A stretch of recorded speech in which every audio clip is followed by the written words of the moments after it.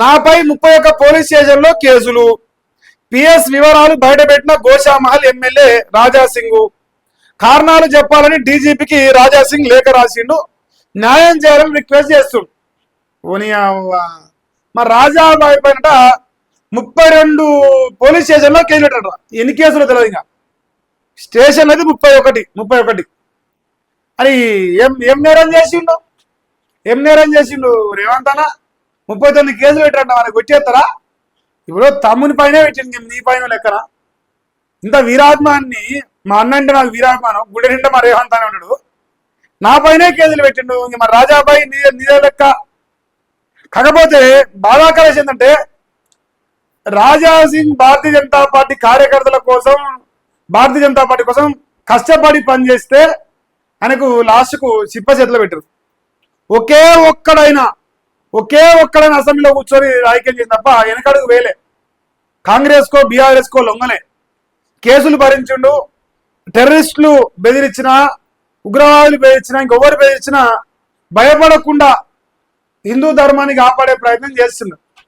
కానీ భారతీయ జనతా పార్టీ ఈ స్వార్థ రాజకీయాల కోసం మరి ఆయనను సస్పెండ్ చేసిన పద్ధతి చూస్తాను.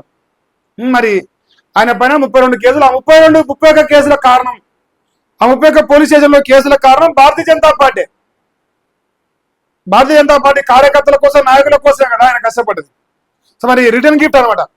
బీజేపీ కోసం కష్టపడ్డందుకు ఒక కార్యకర్తగా, ఒక నాయకునిగా మరి ఆయనకు రిటర్న్ గిఫ్ట్ గా కేసులు ఇచ్చిరు. మరి ఈ ప్రభుత్వాన్ని ఆయన రిక్వెస్ట్ చేస్తున్నారు, నా పైన కిన్ని కేసులు పెట్టిరా. నిన్నమని వచ్చిన డీజీపీగా శివధర్ రెడ్డి. మరి ఏం సంగతి? మరి ఇన్ని కేసులు పెట్టరు, కొట్టే నాకు న్యాయం చేయి అంటాను.